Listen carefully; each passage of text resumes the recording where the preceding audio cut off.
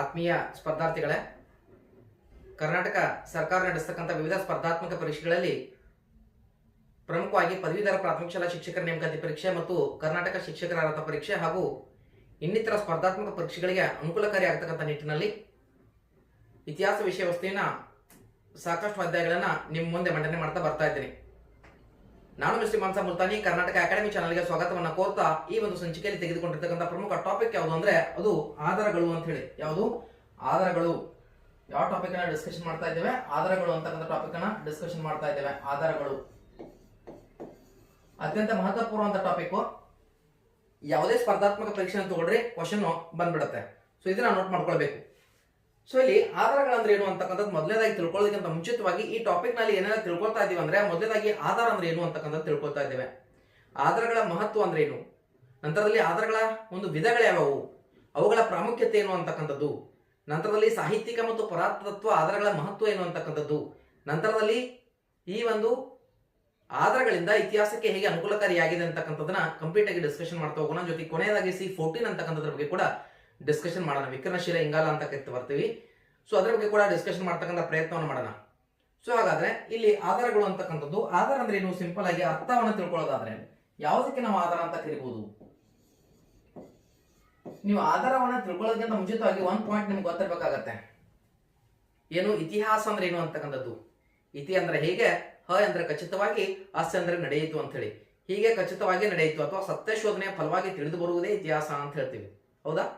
So ಇದೇ ರೀತಿಯಾಗಿ ಇತಿಹಾಸ ರಚನೆಗೆ ಬೇಕಾಗ್ತಕ್ಕಂತಹ ಏನು ಮೂಲ ಸಾಮಗ್ರಿಗಳದಾವ, ಆ ಮೂಲ ಸಾಮಗ್ರಿಗಳನ್ನ ನಾವು ಏನ್ ಮಾಡಬಹುದು ಅಂದ್ರೆ ಆಧಾರಗಳು ಅಂತ ಕರಿಬಹುದು. ಸೊ ಅದಕ್ಕಿಂತ ಮುಂಚಿತವಾಗಿ ಈ ಒಂದು ಇತಿಹಾಸವನ್ನ ಅಧ್ಯಯನ ಯಾರು ಮಾಡ್ತಾರೆ ಅಂದ್ರೆ ಇತಿಹಾಸಕಾರರು ಮಾಡ್ತಾರೆ. ಸೊ ಇತಿಹಾಸಕಾರರನ್ನ ಒಬ್ಬ ನ್ಯಾಯವಾದಿಗೆ, ಒಬ್ಬ ವಕೀಲನಿಗೆ ಹೋಲಿಸಬಹುದು. ಯಾರಿಗೆ ಹೋಲಿಸಬಹುದು? ಒಬ್ಬ ನ್ಯಾಯವಾದಿಗೆ ಹೋಲಿಸಬಹುದು. ಇತಿಹಾಸಕಾರನನ್ನ ಯಾರಿಗೆ ಹೋಲಿಸಲಾಗಿದೆ? ಇತಿಹಾಸಕಾರ ಬರೋಬ್ಬರಿ ವಕೀಲ, ಇಟ್ ಮೀನ್ಸ್ ಲಾಯರ್ಗೆ ಹೋಲಿಸಲಾಗತ್ತೆ. ಯಾವ ರೀತಿಯಾಗಿ ವಕೀಲ ತನ್ನ ನ್ಯಾಯವನ್ನ ಪ್ರಸ್ತುತಪಡಿಸುವ ಸಲುವಾಗಿ ಅಥವಾ ಮಂಡಿಸುವ ಸಲುವಾಗಿ ಅಥವಾ ತನ್ನ ಅಂಶಗಳನ್ನ ಸಾಧಿಸುವ ಸಲುವಾಗಿ ಸಾಕ್ಷಿ ಪುರಾವೆಗಳನ್ನ ಕಲೆಕ್ಟ್ ಮಾಡ್ತಾ ಹೋಗ್ತಾನೆ, ಅದೇ ರೀತಿಯಾಗಿ ಇತಿಹಾಸಕಾರ ಇತಿಹಾಸವನ್ನ ಸಾಧಿಸುವ ಸಲುವಾಗಿ, ಸಿದ್ಧಾಂತಗಳನ್ನ ಮಂಡಿಸುವ ಸಲುವಾಗಿ ಸಾಕ್ಷಿ ಪುರಾವೆಗಳನ್ನ ಕಲೆಕ್ಟ್ ಮಾಡ್ತಾ ಹೋಗ್ತಾನೆ ಅಂತಕ್ಕಂಥದ್ದು. ಸೊ ಹೀಗಾಗಿ ಇತಿಹಾಸಕಾರನ ವಕೀಲನಿಗೆ ಹೋಲಿಸಲಾಗತ್ತೆ ಅಂತಕ್ಕಂಥದ್ದು. ಸೊ ಹಾಗಾದ್ರೆ ಇಲ್ಲಿ ಆಧಾರ ಅಂದ್ರೆ ಏನು ಅಂತಕ್ಕಂಥದ್ದು ಒಂದು ಟಾಪಿಕ್ ನಿಮ್ಗೆ ಹೇಳಿದೆ. ನಾನು ಏನಂತ ಹೇಳಿದೆ? ಆಧಾರ ಅಂದ್ರೆ ಏನು ಅಂತಕ್ಕಂಥದ್ದು ಇತಿಹಾಸ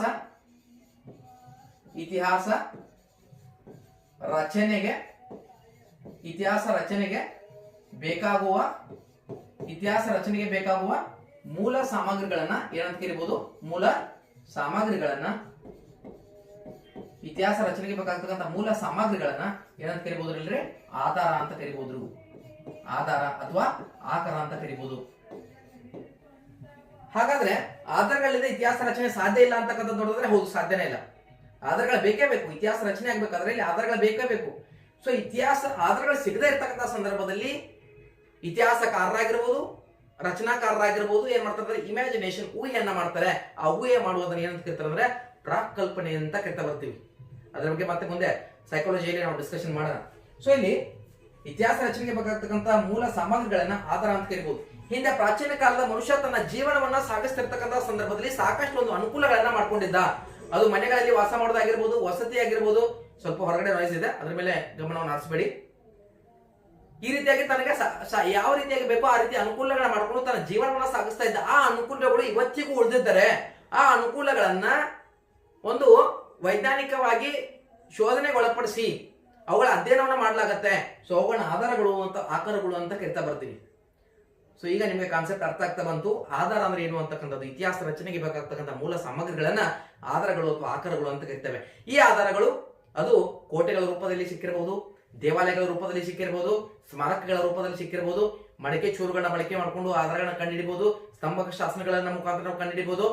ಸೊ ಈ ರೀತಿಯಾಗಿ ಸಾಕಷ್ಟು ಅಂಶಗಳನ್ನ ಆ ಕಾಲದ ರಾಜಕೀಯ, ಸಾಮಾಜಿಕ, ಆರ್ಥಿಕ, ಧಾರ್ಮಿಕ ಮತ್ತು ಶೈಕ್ಷಣಿಕ ಸ್ಥಿತಿಗತಿ ಬಗ್ಗೆ, ರಾಜನ ಧರ್ಮದ ಬಗ್ಗೆ, ರಾಜನ ಒಂದು ಬಿರುದಿನ ಬಗ್ಗೆ, ರಾಜನ ವ್ಯಾಪ್ತಿ ಪ್ರದೇಶದ ಬಗ್ಗೆ ಕಂಪ್ಲೀಟ್ ಆಗಿ ಏನಂದ್ರೆ ಇವು ನಮಗೆ ಮಾಹಿತಿಯನ್ನು ಕೊಡ್ತಾ ಬರ್ತವೆ ಅಂತಕ್ಕಂಥದ್ದು ನೋಡ್ತಾ ಬರ್ತೀವಿ. ಸೊ ಈ ರೀತಿಯಾಗಿ ನಾವೇನಂದ್ರೆ ಈ ಒಂದು ಅಧ್ಯಾಯದ ಮೇಲೆ ಫೋಕಸ್ ಮಾಡ್ತಕ್ಕಂಥ ಪ್ರಯತ್ನವನ್ನು ಮಾಡೋಣ. ಹಾಗಾದ್ರೆ ಈ ಆಧಾರಗಳನ್ನ ಯಾವ ರೀತಿಯಾಗಿ ವಿಂಗಡಣೆ ಮಾಡಿದ್ದಾರೆ? ಆಧಾರಗಳ ವಿಧಗಳು. ಆಧಾರಗಳ ವಿಧಗಳು. ಆಧಾರಗಳ ವಿಧಗಳು ಯಾವ ರೀತಿಯಾಗಿ ಮಾಡಬಹುದು ಆಧಾರಗಳ ವಿಧಗಳನ್ನ ಅಂತಕ್ಕಂಥದ್ದು ನೋಡೋದಾದ್ರೆ, ಮೊದಲನೇದಾಗಿ ಸಾಹಿತ್ಯಿಕ ಆಧಾರಗಳು. ಏನು? ಸಾಹಿತ್ಯಿಕ ಆಧಾರಗಳಂತೇಳಿ. ಸಾಹಿತ್ಯಿಕ ಆಧಾರಗಳು. ಈ ಸಾಹಿತ್ಯಿಕ ಆಧಾರಗಳನ್ನ ಎರಡು ರೀತಿಯಲ್ಲಿ ವಿಂಗಡಣೆ ಮಾಡ್ತೀವಿ. ಎರಡು ರೀತಿಯಲ್ಲಿ ವಿಂಗಡಣೆ ಮಾಡ್ತಾ ಇದ್ದೀವಿ. ಮೊದಲನೇದಾಗಿ ಏನು? ಲಿಖಿತ ಸಾಹಿತ್ಯ. ಲಿಖಿತ ಸಾಹಿತ್ಯ. ಎರಡನೇದಾಗಿ ಮೌಖಿಕ ಸಾಹಿತ್ಯ. ಮೌಖಿಕ ಸಾಹಿತ್ಯ. ಲಿಖಿತ ಸಾಹಿತ್ಯ, ಇನ್ನೊಂದು ಮೌಖಿಕ ಸಾಹಿತ್ಯ.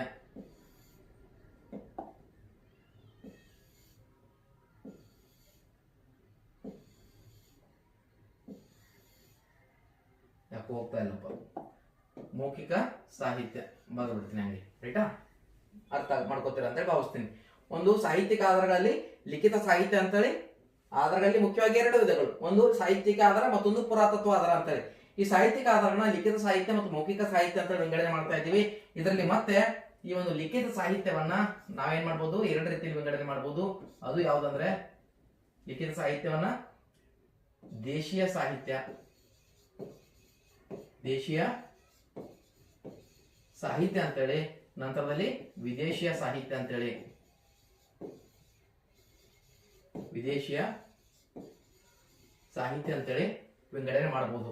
ಸೊ ಇನ್ನು ಮೌಖಿಕ ಸಾಹಿತ್ಯದಲ್ಲಿ ಸಾಕಷ್ಟು ಅಂಶಗಳು ಬರುತ್ತೆ, ಅದನ್ನ ನಾನು ಡಿಸ್ಕಷನ್ ಮಾಡ್ತೀನಿ ನಿಮ್ಗೆ ಹೇಳ್ತಿರ್ಬೇಕಾದ್ರೇನೆ. ಮೌಖಿಕ ಸಾಹಿತ್ಯದಲ್ಲಿ ಹೆಂಗೆಲ್ಲ ಒಂದು ವಿಧಗಳು ಬರುತ್ತೆ ಅಂತೇಳಿ, ಕಥೆ ಆಗಿರ್ಬೋದು, ಲಾವಣಿ ಆಗಿರ್ಬೋದು, ಐತಿಹ್ಯ ಆಗಿರ್ಬೋದು, ಜಾನಪದ ಆಗಿರ್ಬೋದು, ಅದನ್ನ ಡಿಸ್ಕಷನ್ ಮಾಡ್ತೀನಿ.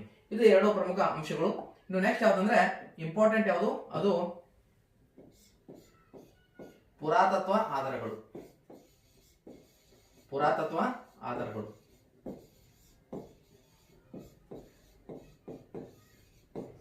ಪುರಾತತ್ವ ಆಧಾರಗಳು. ಸೊ ಈ ಪುರಾತತ್ವ ಆಧಾರಗಳಲ್ಲಿ ಪ್ರಮುಖವಾಗಿ ಎಷ್ಟು ವಿಧಗಳು? 4 ವಿಧಗಳು ಕಂಡು ಬರುತ್ತೆ. ಎಷ್ಟು ವಿಧಗಳು ಕಂಡು ಬರ್ತೀರಿ? 4 ವಿಧಗಳು. ಮೊದಲನೇದಾಗಿ ಶಾಸನಗಳು. ಶಾಸನಗಳು. ಎರಡನೇದಾಗಿ ಯಾವ್ದು ಕಂಡು ಬರುತ್ತೆ? ನಾಣ್ಯಗಳು. ಮೂರನೇದಾಗಿ ನಾಣ್ಯಗಳಾದ್ಮೇಲೆ ಸ್ಮಾರಕಗಳು. ನಾಲ್ಕನೇದಾಗಿ ಇತರೆ ಅವಶೇಷಗಳು. ಇತರೆ ಅವಶೇಷಗಳು.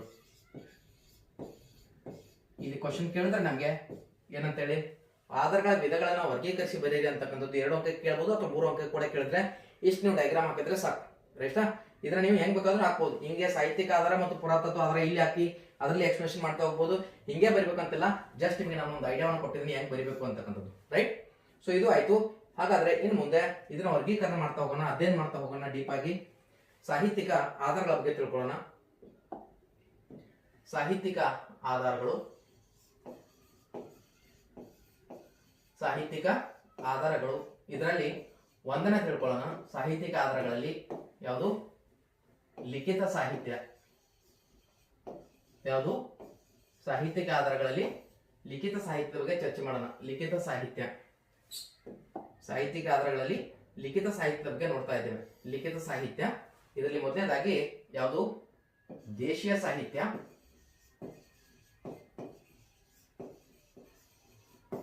ನಂತರದಲ್ಲಿ ವಿದೇಶ ಸಾಹಿತ್ಯ. ವಿದೇಶಿಯ ಸಾಹಿತ್ಯ.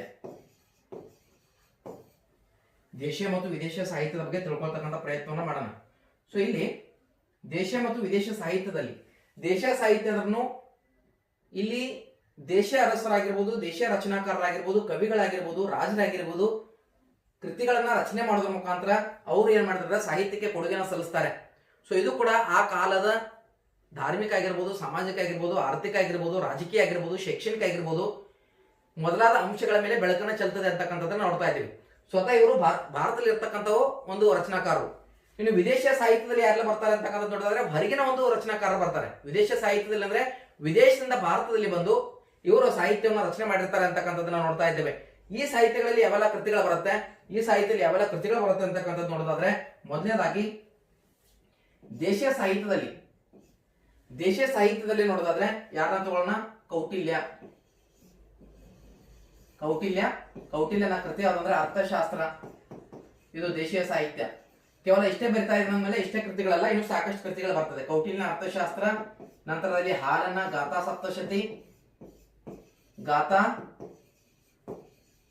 ಸಪ್ತಶತಿ, ಹಾಲನ ಗಾಥಾ ಸಪ್ತಶತಿ. ನಂತರದಲ್ಲಿ ಯಾವುದು?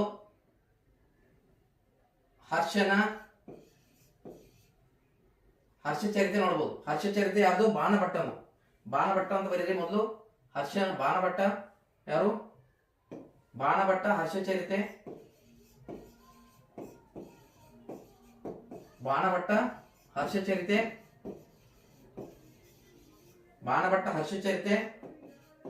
ನಂತರದಲ್ಲಿ ವಿಶಾಖದತ್ತ ಮುದ್ರಾ ರಾಕ್ಷಸ.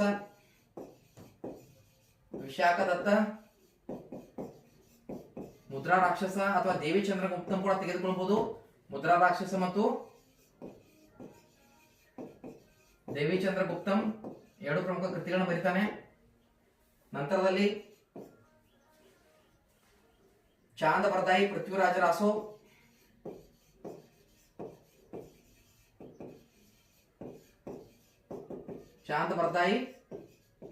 ಪೃಥ್ವಿರಾಜ್ ರಾಸೋ. ಕಲ್ಹಣ ರಾಜತರಂಗಿಣಿ.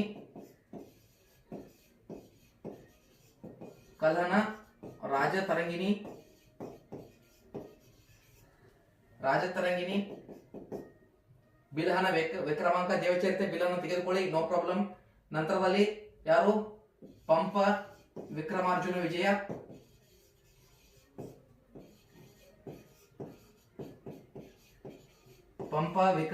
ವಿಜಯ. ನಂತರದಲ್ಲಿ ಸಂಗಮ್ ಸಾಹಿತ್ಯ. ಅದು ಯಾವ್ದೆಲ್ಲ ಸಾಹಿತ್ಯ ಇತ್ತು ಅಂತಕ್ಕಂಥದ್ದು ನಾನು ಮುಂದೆ ಡಿಸ್ಕಷನ್ ಮಾಡ್ತೀನಿ ಮುಂದೆ. ಸಂಗಮ್ ಸಾಹಿತ್ಯ, ಯಾಕಂದ್ರೆ ಸಂಗಮ ಯುಗ ಅಂತ ಹೇಳಿ ಒಂದು ಟಾಪಿಕ್ ಇದೆ, ಅಲ್ಲಿ ಡಿಸ್ಕಷನ್ ಮಾಡ್ತೀನಿ.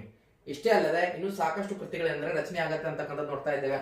ಸೊ ಹರ್ಷ ಬರೆದಂತ ಒಂದು ರತ್ನಾವಳಿ ಆಗಿರ್ಬೋದು, ಪ್ರಿಯದರ್ಶಿ ಆಗಿರ್ಬೋದು, ನಾಗಾನಂದ ಕೃತಿಗಳಾಗಿರ್ಬೋದು, ಕಾಳಿದಾಸ ಬರೆದಂತ ಪ್ರಮುಖ ಕಾವ್ಯಗಳಲ್ಲಿ ರಘುವಂಶ ಆಗಿರ್ಬೋದು, ಕುಮಾರ ಸಂಭವ ಆಗಿರ್ಬೋದು, ರೈಟ್. ಸೊ ನಂತರದಲ್ಲಿ ನಾಟಕಗಳಲ್ಲಿ ಸಾಕಷ್ಟು ನಾಟಕಗಳು ಬರುತ್ತೆ. ಅದು ಕಾಳಿದಾಸನ ತೆಗೆದುಕೊಳ್ಬಹುದು ನಾವು. ಅಭಿಜ್ಞಾನ ಶಾಕುಂತಲ ತೆಗೆದುಕೊಳ್ಬಹುದು, ಮೇಘದೂತ ತೆಗೆದುಕೊಳ್ಬಹುದು, ಅದು ಕೂಡ ಮೇಘದೂತ ಕಾವ್ಯ ಆಗಿತ್ತು. ಸೊ ಸಾಕಷ್ಟು ಅಂಶಗಳನ್ನ ತೆಗೆದುಕೊಳ್ಬಹುದು. ಅಂದ್ರೆ ದೇಶೀಯವಾಗಿ ರಚನೆ ಆಗಿರ್ತಕ್ಕಂಥ ಸಾಹಿತ್ಯ ಇದು. ದೇಶೀಯ ಅರಸರು ಅಥವಾ ದೇಶೀಯ ಅರಸರ ಕಾಲದಲ್ಲಿ ಇರ್ತಕ್ಕಂಥ ಕವಿಗಳು, ರಚನಾಕಾರರು ರಚನೆಯನ್ನ ಇಲ್ಲಿ ಮಾಡ್ತಾರೆ. ಸೊ ಆ ಕಾಲದ ರಾಜನ ಧಾರ್ಮಿಕ ಸ್ಥಿತಿಗತಿಗಳು ಕಂಡು ಬರುತ್ತೆ ಇಲ್ಲಿ. ಆದ್ರೆ ಇಲ್ಲೂ ಕೂಡ ಒಂದು ವೀಕ್ನೆಸ್ ಇದೆ, ಒಂದು ಡಿಮೆರಿಟ್ ಇದೆ. ಏನ್ ಡಿಮೆರಿಟ್ ಇದೆ ಅಂದ್ರೆ ಇವರು ಅತಿಶಯೋಕ್ತಿ ಕಂಡು ಬರುತ್ತೆ, ರಾಜನ ಬಗ್ಗೆ ಅತಿಯಾದ ಒಂದು ಸ್ವಾಮಿ ನಿಷ್ಠೆ ಕಂಡು ಬರುತ್ತೆ, ರಾಜನ ಬಗ್ಗೆ ಇಲ್ಲ ಸಲ್ಲದ ಒಂದು ಹೊಗಳಿಕೆ ಕಂಡು ಬರುತ್ತೆ ಅಂತಕ್ಕಂಥದ್ದು ನೋಡ್ತಾ ಇದೆ. ಸೊ ರಂಡನ ಗದಾಯುದ್ಧ ತೆಗೆದುಕೊಳ್ಳಿ, ನಂತರದಲ್ಲಿ ಕವಿರಾಜ ಮಾರ್ಗ ತೆಗೆದುಕೊಳ್ಳಿ. ಸೊ ಸಾಕಷ್ಟು ಕೃತಿಗಳೇನೆಂದ್ರೆ ಈ ಕಾಲದಲ್ಲಿ ರಚನೆ ಆಗಿದ್ದನ್ನ ತೆಗೆದುಕೊಳ್ಬಹುದು. ಸೊ ಇದನ್ನ ನಾವು ದೇಶೀಯ ಸಾಹಿತ್ಯ ಅಂತ ಕರಿತಾ ಇದ್ದೀವಿ. ಇನ್ನು ನೆಕ್ಸ್ಟ್ ವಿದೇಶಿಯ ಸಾಹಿತ್ಯವನ್ನ ನೋಡೋದಾದ್ರೆ, ವಿದೇಶಿ ಸಾಹಿತ್ಯ ಮೊದಲನೇದಾಗಿ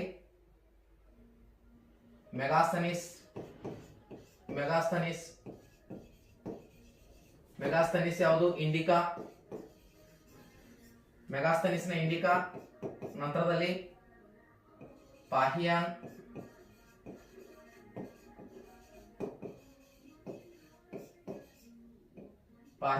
ಗೋಕೋಕಿ. ಕೆಲವೊಂದು ಪಠ್ಯ ಪುಸ್ತಕದಲ್ಲಿ ಫೋಕೋಕಿ ಅಂತ ಕೂಡ ಮೆನ್ಷನ್ ಆಗಿರುತ್ತೆ. ಪಾಹಿಯಾನ್, ಗೋಕೋಕಿ, ಮೆಗಾಸ್ತನೀಸ್. ನಂತರದಲ್ಲಿ ಹುವೆನ್ಸ್ಟ್ಯಾಂಗ್.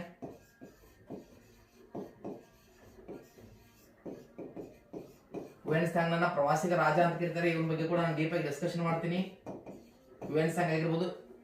ಇಥಿಂಗ್ಸ್ ಅಥವಾ ಇತ್ಸಿಂಗ್ ನನ್ನ ತೆಗೆದುಕೊಳ್ಬಹುದು. ಇದನ್ನು ಕೂಡ ಮೂರು, ಪಾಹಿಯಾನ್, ಹುವೆನ್ಸ್ಟ್ಯಾಂಗ್, ಇಥಿಂಗ್ಸ್, ಇವರು ಚೀನಾ ಪ್ರವಾಸಿಗರು. ಇದ್ರ ಬಗ್ಗೆ ಡೀಪ್ ಆಗಿ ಡಿಸ್ಕಷನ್ ಮಾಡ್ತೀನಿ. ಎರಡನೇ ಒಂದನೇ ಚಂದ್ರಗುಪ್ತ ಮೌರ್ಯನ ಕಾಲದಲ್ಲಿ ಬರ್ತಾನೆ, ಮೌರ್ಯ ಸಾಮ್ರಾಜ್ಯದಲ್ಲಿ. ಪಾಹಿಯಾನ್ ಎರಡನೇ ಚಂದ್ರಗುಪ್ತನ ಕಾಲದಲ್ಲಿ ಬರ್ತಾನೆ. ಹುವೆನ್ಸ್ಟ್ಯಾಂಗ್ ಹರ್ಷವರ್ಧನ ಕಾಲದಲ್ಲಿ ಬರ್ತಾನೆ. ಸೊ ಈ ಕೃತಿಗಳನ್ನ ತೆಗೆದುಕೊಳ್ಬಹುದು. ನಂತರದಲ್ಲಿ ಯಾರು? ಬರೌನಿ ಇತಿಹಾಸಕಾರ. ತಾರಿಕ್ ಎ ಫಿರೋಜ್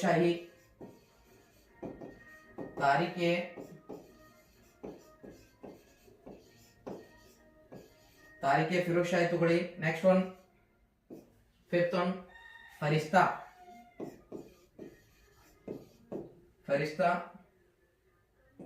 ತಾರೀಖೆ ಫರಿಸ್ತಾ,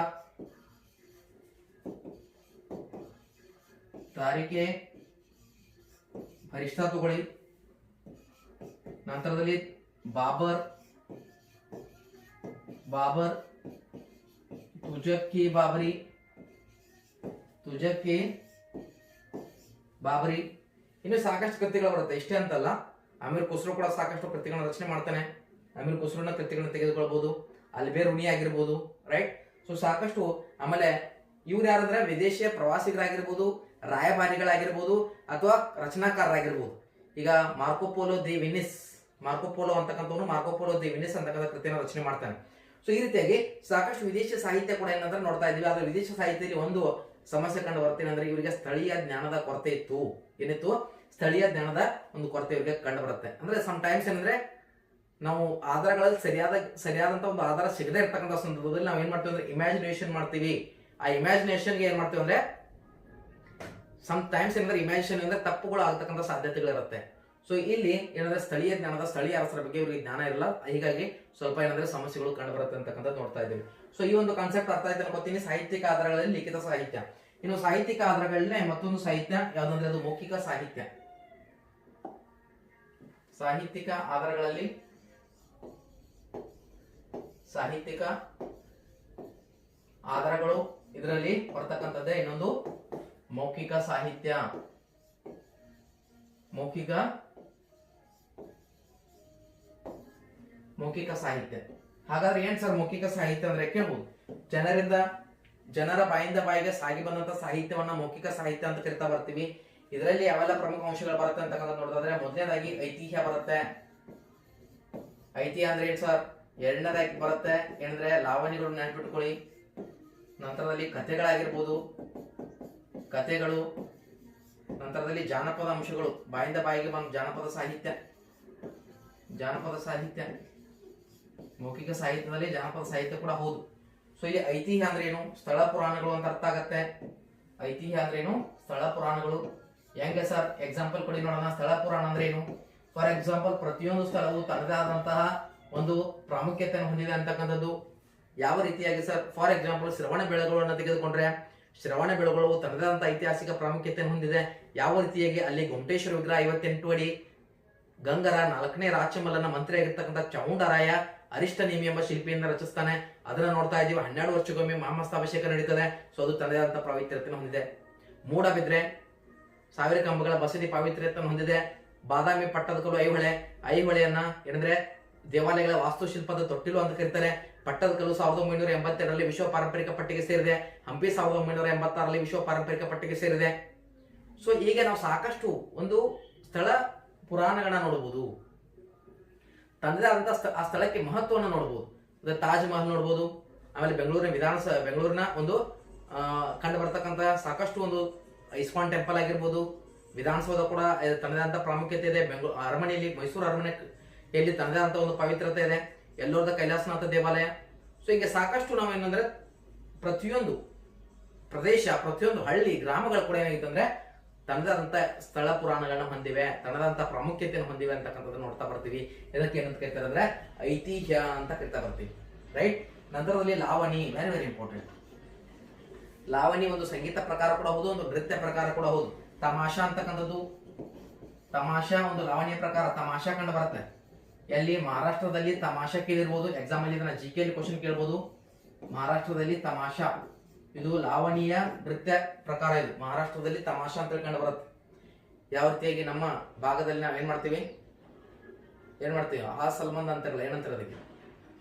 ಏನಂತಾರ? ಯೋಚನೆ ಮಾಡ್ತೀವಿ ಏನಂತಾರ ಅದಕ್ಕೆ? ಜಾನಪದ ಸಾಹಿತ್ಯದಲ್ಲೇ ಬರುತ್ತೆ ಅದು ಕೂಡ.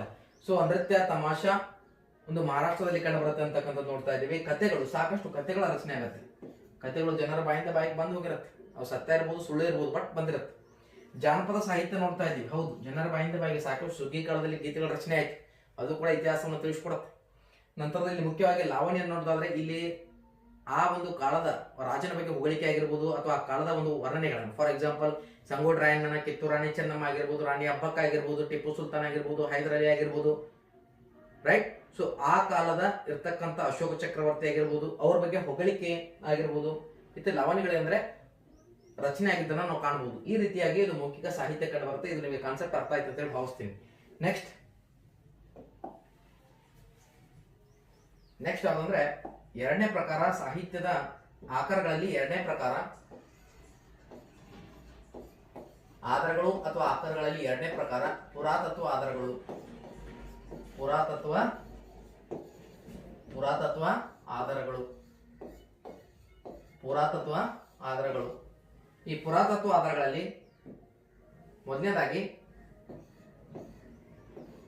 ನೋಟ್ ಮಾಡ್ಕೊಳ್ಬೇಕು ಏನಂತೇಳಿ. ಪುರಾತತ್ವ ಆಧಾರಗಳನ್ನ ಇತಿಹಾಸವನ್ನ ಅಧ್ಯಯನ ಮಾಡಬೇಕಾದ್ರೆ ಈ ಉತ್ಖನನಿಗೆ ಒಳಪಡಿಸ್ತಾ ಇದ್ರು. ಪ್ರಾಕ್ತನ ಆಧಾರಗಳು ಅಂತ ಕರಿತಾ ಬರ್ತೀವಿ. ಅಂದ್ರೆ ತುಂಬಾ ವರ್ಷಗಳಿಂದ ಹೋಗಿರ್ತಕ್ಕಂಥ ವಸ್ತುಗಳನ್ನ ಹೊರಗೆ ತೆಗೆದು ವೈಜ್ಞಾನಿಕವಾದಂತ ಅಧ್ಯಯನಕ್ಕೆ ಒಳಪಡಿಸುವುದನ್ನ ಉತ್ಖನನ ಅಂತ ಕರಿತೀವಿ. ಅದನ್ನ ಕಾಲವನ್ನು ಡಿಸ್ಕಷನ್ ಮಾಡಲಾಗ ಹಿಂಗಲ್ಲ 14 ವರ್ಷ ಅದ್ರ ಬಗ್ಗೆ ಡಿಸ್ಕಷನ್ ಮಾಡ್ತೀನಿ. ಈ ಪುರಾತತ್ವ ಆಧಾರಗಳಲ್ಲಿ ಎಷ್ಟು ಪ್ರಕಾರಗಳು ಬರುತ್ತೆ? 4 ಪ್ರಮುಖ ಪ್ರಕಾರಗಳು ಕಂಡು ಬರುತ್ತೆ. ಮೊದಲನೇ ಪ್ರಕಾರ ಯಾವ್ದ್ರಿ? ಶಾಸನಗಳು. ಮೊದಲನೇ ಪ್ರಕಾರ ಯಾವುದು? ಶಾಸನಗಳು. ಶಾಸನ ಅಂದ್ರೆ ಏನು? ಶಾಸನದ ಶಬ್ದಶಃ ಅರ್ಥ ಏನಾಗುತ್ತೆ? ಕೊರೆಯಲ್ಪಟ್ಟಿರುವ ಅಂತ ಅರ್ಥ ಆಗತ್ತೆ. ಶಾಸನ ಅಂದ್ರೆ ಏನು? ಶಾಸನ ಎಂದರೆ ಏನು? ಕೊರೆಯಲ್ಪಟ್ಟಿರುವ.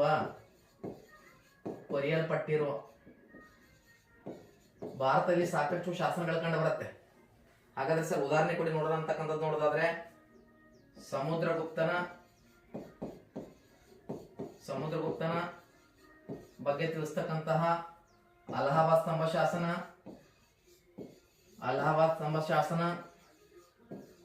ರಚನಾಕಾರ ಅಲಹಾಬಾದ್ ಸ್ತಂಭ ಶಾಸನ. ರಚನಾಕಾರ ಹರಿಸೇನ. ನಂತರದಲ್ಲಿ ಯಾರು?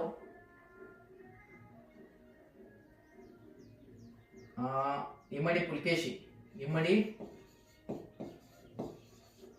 ಪುಲಿಕೇಶಿಯ ಸಾಧನೆಗಳನ್ನ ತಿಳಿಸ್ತಕ್ಕಂಥ ಐಹೊಳೆ ಪ್ರಶಸ್ತಿ ಶಾಸನ. ಐಹೊಳೆ ಪ್ರಶಸ್ತಿ ಸ್ತಂಭ ಶಾಸನ.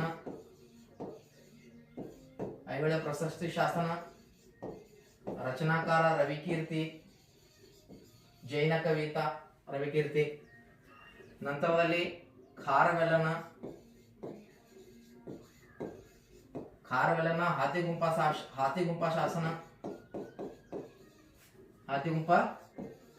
ಶಾಸನ. ಸೊ ಎಲ್ಲವೂ ಕೂಡ ನಮ್ಗೆ ಏನಾದ್ರು ತಿಳಿಸ್ಕೊಡ್ತದೆ. ಅಶೋಕನ ಶಾಸನಗಳ ಬಗ್ಗೆ ನೋಡಿರ್ಬೋದು ನೀವು. ಅಶೋಕನ ಶಾಸನಗಳನ್ನ ಮೊಟ್ಟ ಮೊದಲ ಬಾರಿ ಓದಿದವರು 1837 ಜೇಮ್ಸ್ ಪ್ರಿನ್ಸೆಪ್. ಅದ್ರ ಬಗ್ಗೆ ನಾನು ಡಿಸ್ಕಷನ್ ಮಾಡ್ತೀನಿ. ಮೌರ್ಯ ಸಾಮ್ರಾಜ್ಯದಲ್ಲಿ ಅಶೋಕನ ಶಾಸನಗಳನ್ನ ಓದ್ತಾನೆ. ನಂತರ ಅಶೋಕನ ಮಸ್ಕಿ ಶಾಸನ ನೋಡ್ಬೋದು. 1915ರಲ್ಲಿ ಬ್ರಿಟಿಷ್ ಎಂಜಿನಿಯರ್ ಆಗಿರ್ತಕ್ಕಂಥ ಚಾರ್ಲ್ಸ್ ಬೇಡನ್ ಏನ್ ಮಾಡ್ತಾನೆ, ರಾಯಚೂರು ಜಿಲ್ಲೆಯ ಮಸ್ಕಿಯಲ್ಲಿ ಪತ್ತೆ ಹಚ್ತಾನೆ ಅಂತಕ್ಕಂಥದ್ದು. ಸೊ ಅದು ಗೊತ್ತಾಗತ್ತೆ. ಸೊ ಆಯಾ ಕಾಲದ ರಾಜಕೀಯ, ಸಾಮಾಜಿಕ, ಧಾರ್ಮಿಕ, ಶೈಕ್ಷಣಿಕ ಸ್ಥಿತಿಗತಿಗಳನ್ನ ಈ ಒಂದು ಶಾಸನಗಳನ್ನ ತಿಳಿಸಬಹುದು. ಇವು ಶಾಸನಗಳು ಅತ್ಯಂತ ವಿಶ್ವಾಸಾರ್ಹ ದಾಖಲೆಗಳು. Point be noted. ಶಾಸನಗಳು ಅತ್ಯಂತ ವಿಶ್ವಾಸಾರ್ಹ ದಾಖಲೆಗಳು. ಇನ್ನೊಂದು ಶಾಸನ ಕಂಡು ಬರುತ್ತೆ, ವೆರಿ ವೆರಿ ಇಂಪಾರ್ಟೆಂಟ್ ದಾಖಲೆಗಳು. ಯಾವ್ದಂದ್ರೆ ಉತ್ತರ ಮೆರೂರು ಶಾಸನ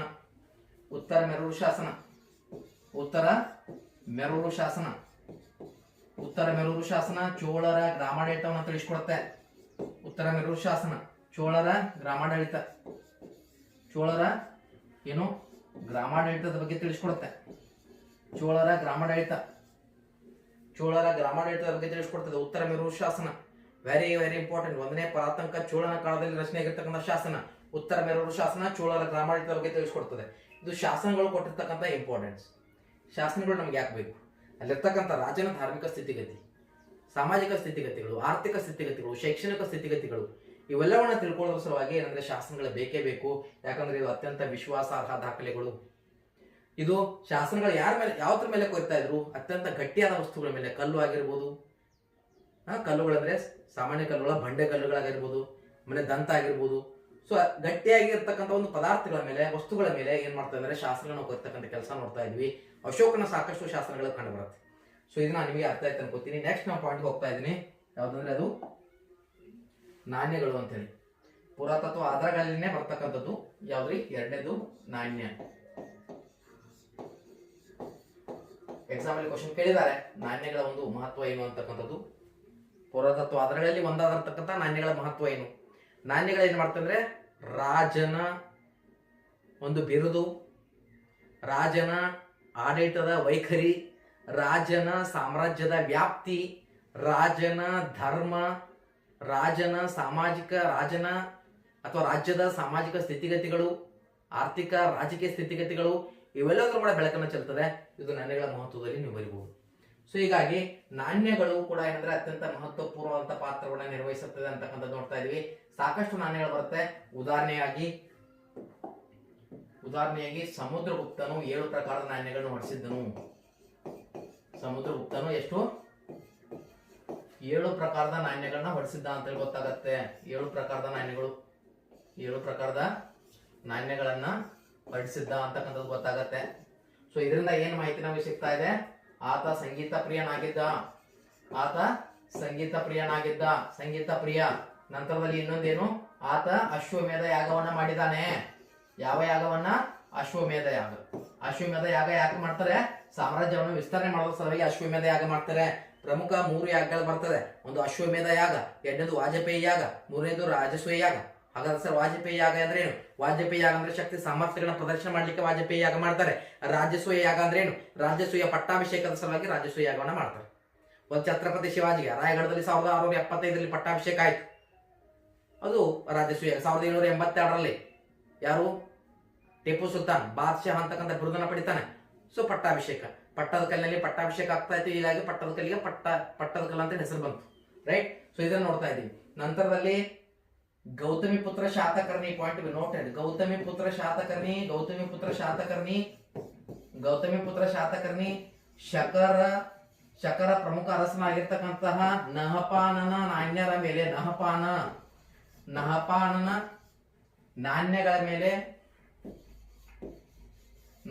ನಾಣ್ಯಗಳ ಮೇಲೆ ಇದ್ದಂತ ಹೆಸರನ್ನ ಅಳಿಸಿ ಹಾಕಿ ತನ್ನ ಹೆಸರನ್ನ ಸೃಷ್ಟಿಸ್ತಾನೆ. ಯಾರು? ಗೌತಮಿ ಪುತ್ರ ಶಾತಕರ್ ಅಳಿಸಿ ಹಾಕ್ತಾನೆ. ಶಕರ ನಹಪಾನ ನಾಣ್ಯಗಳ ಮೇಲೆ ಇದ್ದತ್ನ ತನ್ನ ಹೆಸರನ್ನ ಅಳಿಸಿ ಹಾಕಿ ತನ್ನ ನಾಣ್ಯಗಳನ್ನ ಸೃಷ್ಟಿ ಮಾಡ್ತಾನೆ. ಯಾರು? ಗೌತಮಿ ಪುತ್ರ ಶಾತಕರ್. ಶಾತ ಅಂದ್ರೆ ಪ್ರಮುಖ ರಸ. ತ್ರೈ ಸಮುದ್ರ ತೋಯ ಪೀತವಾಹನ ಅಂತ ಕರಿತಾ ಬರ್ತೀವಿ. ಸಮುದ್ರಗುಪ್ತನ ಏನಂತ ಕರಿತಾವಿ? ಭಾರತ ನೆಪೋಲಿಯನ್ ವಿ ಎಸ್ ಸ್ಮಿತ್ ಅಂತಕ್ಕಂಥ ಇತಿಹಾಸಕಾರ ಕರಿತಾನೆ. 100 ಕದನಗಳ ಸಿಂಹ ಅಂತ ಕೂಡ ಕರಿತಾ ಬರ್ತೀವಿ. ಸೊ ಹೀಗೆ ಏನಂದ್ರೆ ನಾವು ನೋಡ್ತಾ ಇದೀವಿ, ಇದು ನಾಣ್ಯಗಳ ಬಗ್ಗೆ ಇರ್ತಕ್ಕಂಥ ಉಲ್ಲೇಖ. ಅಷ್ಟೇ ಅಲ್ಲ, ಬೆಂಗಳೂರಿನಲ್ಲಿ ನಾಣ್ಯಗಳು ಸಿಕ್ಕಿವೆ. ಎಲ್ಲಿ? ಬೆಂಗಳೂರಿನಲ್ಲಿ ಸಿಕ್ಕಿರ್ತಕ್ಕಂಥ ನಾಣ್ಯಗಳು ರೋಮ್ ಸಾಮ್ರಾಜ್ಯದ ಜೊತೆಗೆ ದಕ್ಷಿಣ ಭಾರತ ವ್ಯಾಪಾರ ಸಂಪರ್ಕವನ್ನು ಹೊಂದಿತ್ತು ಅಂತಕ್ಕಂಥದನ್ನ ತಿಳಿಸ್ಕೊಡ್ತಾ ಇದೆ. ಇದು ನಾಣ್ಯಗಳನ್ನು ತಿಳಿಸ್ಕೊಡ್ತದೆ. ನಾಣ್ಯಗಳ ಮಹತ್ವ ಕೇಳಿದ್ರೆ ನೀವು ಬರಿಬಹುದು. ರಾಜನ ಒಂದು ಆಡಳಿತದ ವ್ಯಾಪ್ತಿಯನ್ನ, ರಾಜನ ಭಾಷೆಯನ್ನ, ರಾಜನ ಧಾರ್ಮಿಕ ಸ್ಥಿತಿಗತಿಗಳನ್ನ, ಜೊತೆಗೆ ರಾಜನ ಒಂದು ಬಿರುದನ್ನ, ರಾಜನ ಸಾಮಾಜಿಕ ಆರ್ಥಿಕ ಸ್ಥಿತಿಗತಿಗಳನ್ನ, ಇವೆಲ್ಲದರ ಮೇಲೆ ಏನ್ ಮಾಡಿ ಬೆಳಕು ಚೆಲ್ತಕ್ಕಂಥ ಕೆಲಸವನ್ನ ಇದು ಮಾಡುತ್ತೆ ಅಂತಕ್ಕಂಥದ್ದು point to be noted. So I hope ಇದು ಅರ್ಥ ಆಯ್ತು ಅನ್ಕೋತೀನಿ. ನೆಕ್ಸ್ಟ್ ಯಾವ್ದು ಹೋಗ್ತಾ ಇದೀನಿ ನಾನು? ಸ್ಮಾರಕಗಳು. ಏನ್ ಸರ್ ಸ್ಮಾರಕಗಳಂದ್ರೆ? ಯಾವುದಕ್ಕೆ ನಾವು ಸ್ಮಾರಕಗಳು ಅಂತ ಕರಿಬಹುದು?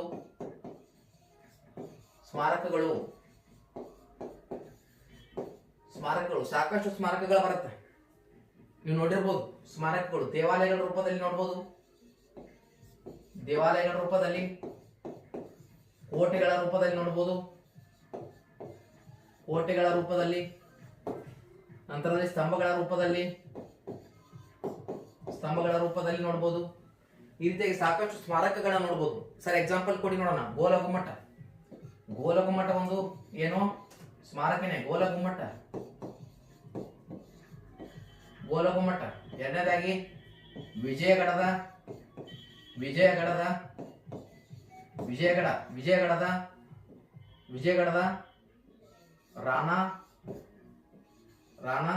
ರಾಣನ ಸ್ತಂಭ ಶಾಸನ.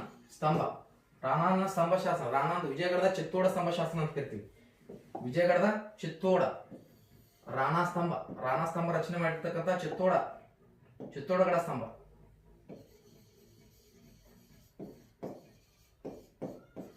ಚಿತ್ತೋಡಗಡದ ಸ್ತಂಭ ಅಂತ ಕರಿಬಹುದು. ಸ್ತಂಭ ರಾಣಾ ಕುಂಭನಿಂದ ರಚನೆ ಆಗುತ್ತೆ. ರಾಣಾ ಕುಂಭ. ನಂತರದಲ್ಲಿ ತಾಜ್ ನಂತರದಲ್ಲಿ ತಾಜ್ ಮಹಲ್ ಬರೆದಿಟ್ಕೊಳ್ಳಿ. ತಾಜ್ ಮಹಲ್ ಇದರ ಶಿಲ್ಪಿ ಯಾರು? ಶಹಜಹಾನ್ ಕಾಲದಲ್ಲಿ ರಚನೆ ಗೊತ್ತು ಸರ್. ಶಿಲ್ಪಿ ಯಾರು? ಉಸ್ತಾದ್ ಈಸಾ. ಯಾರು? ಉಸ್ತಾದ್ ಈಸಾ ಶಿಲ್ಪಿ. ನೆಕ್ಸ್ಟ್ ಯಾವುದು? ಮೆಹರೌಲಿ ಸ್ತಂಭ ಶಾಸನ. ಯಾವುದು? ಮೆಹರೌಲಿ ಸ್ತಂಭ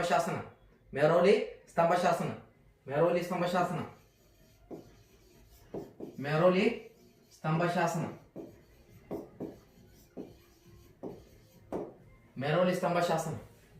ಸೊ ಇನ್ನು ಸಾಕಷ್ಟು ಆಯಾ ಕಾಲದ ತಾಂತ್ರಿಕತೆಗೆ, ವೈಜ್ಞಾನಿಕತೆಗೆ ಅವರ ಒಂದು, ಆಮೇಲೆ ಇನ್ನೊಂದು ತಗೊಳ್ಳಿ, ಏನು ಬೀದರ್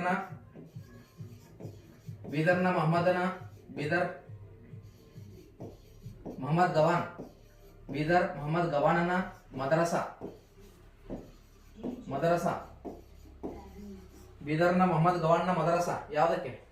ಅಲ್ಲಿರ್ತಕ್ಕಂಥ ಶಿಕ್ಷಣ ಕ್ಷೇತ್ರಕ್ಕೆ ಹೆಸರುವಾಸಿ. ಸೊ ಈ ರೀತಿಯಾಗಿ ಸಾಕಷ್ಟು ಎಕ್ಸಾಂಪಲ್ಸ್ ಅನ್ನ ಕೊಡ್ಬೋದು, ಬೇಜಾನ್ ಕೊಡ್ಬೋದು. ಸೊ ಇವುಗಳನ್ನ ನಾವು ನೋಡ್ಬೋದು. ಇವು ಸ್ಮಾರಕಗಳು ಮಾಡಿರ್ತಕ್ಕಂಥ ಒಂದು ಪ್ರಮುಖ ಅಂಶ. ತಾಂತ್ರಿಕತೆ, ಅಲ್ಲಿರ್ತಕ್ಕಂಥ ವೈಜ್ಞಾನಿಕತೆ, ಅಲ್ಲಿರ್ತಕ್ಕಂಥ ಪ್ರಗತಿ ಏನು, ಯಾವ ರೀತಿಯಾಗಿ ಅವರು ಒಂದು ಇಂಪ್ರೂವ್ಮೆಂಟ್ ಆಗಿದ್ರು ಸೈನ್ಸ್ ನಲ್ಲಿ ಅಂತಕ್ಕಂಥದ್ದು, ಟೆಕ್ನಾಲಜಿಯಲ್ಲಿ. ಸೊ ಈಗ ಮೆಹರೌಲಿ ಸ್ತಂಭ ಶಾಸನ ಇಂದಿಗೂ ಕೂಡ ಕುಡಿದಿಲ್ಲ ಅಂತಕ್ಕಂಥದ್ದನ್ನ ಹೇಳ್ತಾ ಬರ್ತೀವಿ.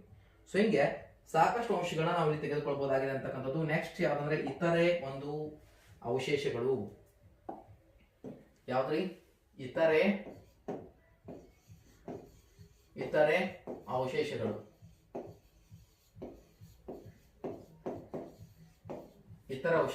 ಮಡಿಕೆ ಚೂರು ಆಗಿರ್ಬೋದು, ಲೋಹದ ತುಣುಕ ಆಗಿರ್ಬೋದು, ಇವೆಲ್ಲವುಗಳನ್ನ ಸಾಕಷ್ಟು ಅಂಶಗಳನ್ನ ಇಲ್ಲಿ ತೆಗೆದುಕೊಂಡು ಏನ್ ಮಾಡ್ತಂದ್ರೆ ಆ ಕಾಲದ ಸ್ಥಿತಿಗತಿಗಳನ್ನ ತಿಳಿದುಕೊಳ್ಳಲಿಕ್ಕೆ ಇದನ್ನ ಬಳಕೆ ಮಾಡ್ಲಾಗತ್ತೆ ಅಂತಕ್ಕಂಥದ್ದು. ಉದಾಹರಣೆಗೆ ನಾವು ನೋಡಬಹುದು, ಕಲಬುರಗಿ ಜಿಲ್ಲೆಯ ಸನ್ನತಿ, ನಂತರದಲ್ಲಿ ದೊಡ್ಡಬಳ್ಳಾಪುರದ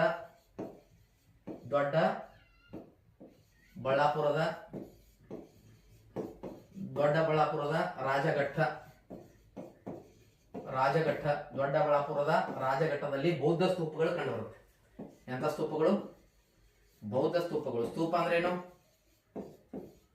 ಬೌದ್ಧ ಸ್ತೂಪಗಳು. ಸ್ತೂಪ ಅಂದ್ರೆ ಬುದ್ಧನ ಅವಶೇಷಗಳನ್ನ ಸಂಗ್ರಹಿಸಿಟ್ಟು ಅದರ ಮೇಲೆ ಗೋಳಾಕಾರವಾಗಿ ಕೊರೆಯಲ್ಪಟ್ಟಿರ್ತದೆ ಅಂತಕ್ಕಂಥದ್ದು.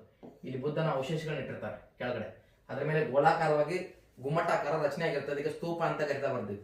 ಸೊ ನೋಡಿ, ಕಲಬುರಗಿ ಜಿಲ್ಲೆಯ ಸನ್ನತಿ, ದೊಡ್ಡಬಳ್ಳಾಪುರದ ರಾಜಘಟ್ಟ, ಇವು ಬೌದ್ಧ ಸ್ತೂಪಗಳನ್ನ ಇಲ್ಲಿ ಕಾಣಬಹುದು. ಸೊ ಇಲ್ಲಿ ಅಂದ್ರೆ ಇತರೆ ಅವಶೇಷಗಳನ್ನ ನೋಡ್ತಾ ಇದ್ದೀವಿ ನಾವು, ಬೌದ್ಧ ಸ್ತೂಪಗಳು ಬೆಳಕಿಗೆ ಬಂದಿವೆ ಅಂತಕ್ಕಂಥದ್ದು. ನಂತರದಲ್ಲಿ ತಮಿಳುನಾಡಿನ ಅರಿಕಮೇಡು,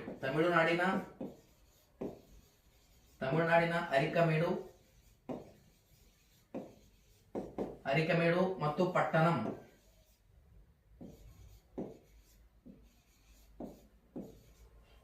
ತಮಿಳುನಾಡಿನ ಅರಿಕಮೇಡು ಮತ್ತು ಪಟ್ಟಣಂ ಇಲ್ಲಿ ಕಂಡು ಬರ್ತಕ್ಕಂಥ ನಾಣ್ಯಗಳು. ಸೊ ದಕ್ಷಿಣ ಭಾರತ ಏನಿದೆ ರೋಮ್ನೊಂದಿಗೆ ವ್ಯಾಪಾರ ಸಂಪರ್ಕ ಹೊಂದಿತ್ತು ಅಂತೇಳಿ ತೋರಿಸ್ಕೊಡುತ್ತೆ. ಯಾವುದರೊಂದಿಗೆ? ರೋಮ್ ದೇಶದೊಂದಿಗೆ. ದಕ್ಷಿಣ ಭಾರತ ರೋಮ್ ದೇಶದೊಂದಿಗೆ ವ್ಯಾಪಾರ ಸಂಪರ್ಕವನ್ನು ಹೊಂದಿತ್ತು ಅಂತಕ್ಕಂಥದ್ದು ಈ ಒಂದು ತಮಿಳುನಾಡು ಮತ್ತು ಅರಿಕಮೇಡು ಮತ್ತು ಪಟ್ಟಣಂನಲ್ಲಿ ಸಿಕ್ಕಿರ್ತಕ್ಕಂಥ ನಾಣ್ಯಗಳ ನಮಗೆ ಮಾಹಿತಿಯನ್ನು ಕೊಡ್ತಾ ಇವೆ ಅಂತಕ್ಕಂಥದ್ದು.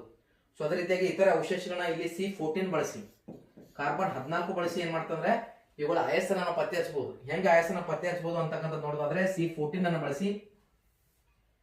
C14 ವಿಕಿರಣಶೀಲ ಇಂಗಾಲ. ಸೊ ಪ್ರತಿಯೊಂದು ಇಲ್ಲಿ ಜೈವಿಕ ವಸ್ತುಗಳು ಅಂದ್ರೆ ಮನುಷ್ಯ ಆಗಿರ್ಬೋದು, ಪ್ರಾಣಿ ಆಗಿರ್ಬೋದು, ರೈಟ್. ಸೊ ಮರ ಗಿಡ ಆಗಿರ್ಬೋದು, ಸಸ್ಯ ಆಗಿರ್ಬೋದು, ಇವುಗಳ ಆಯಸ್ಸನ್ನ ಪತ್ತೆ ಹಚ್ಚಬಹುದು. ಪ್ರತಿಯೊಂದು ಜೀವಿಯಲ್ಲಿ C14 ಇರುತ್ತೆ, ನಂತರದಲ್ಲಿ C12 ಇರುತ್ತೆ. C14 ಮತ್ತು C12 ಇರುತ್ತೆ. ಆದ್ರೆ ಜೀವಿ ಸತ್ತ ಮೇಲೆ C12 ಅದೇ ಪ್ರಮಾಣದಲ್ಲಿ ಇದ್ರೆ ಇದು C14 ಏನ್ ಮಾಡ್ತಂದ್ರೆ ಕ್ಷೀಣಿಸ್ತಾ ಹೋಗುತ್ತೆ. ಕ್ಷೀಣಿಸುತ್ತಾ ಹೋಗುತ್ತದೆ. ಸೊ ನಂತರದಲ್ಲಿ ಕ್ಷೀಣಿಸುತ್ತಾ ಹೋಗುತ್ತೆ, ಇದು ಅದೇ ಪ್ರಮಾಣದಲ್ಲಿ ಇರುತ್ತೆ. ಸೊ ನಂತರದಲ್ಲಿ ಇವೆರಡರ ಮಧ್ಯದಲ್ಲಿ ಇರತಕ್ಕಂತಹ ಒಂದು ವ್ಯತ್ಯಾಸವನ್ನ ಗಣನೆ ಮಾಡಿ ಸುಮಾರು 10,000 ವರ್ಷಗಳವರೆಗಿನ ಪಳೆಯುಳಿಕೆಗಳ ವಯಸ್ಸನ್ನ ನಾವು ಪತ್ತೆ ಮಾಡಬಹುದು, ನಿಷ್ಕರ್ಷೆ ಮಾಡಬಹುದು, ಕಾಲವನ್ನ ನಿಷ್ಕರ್ಷೆ ಮಾಡಬಹುದು.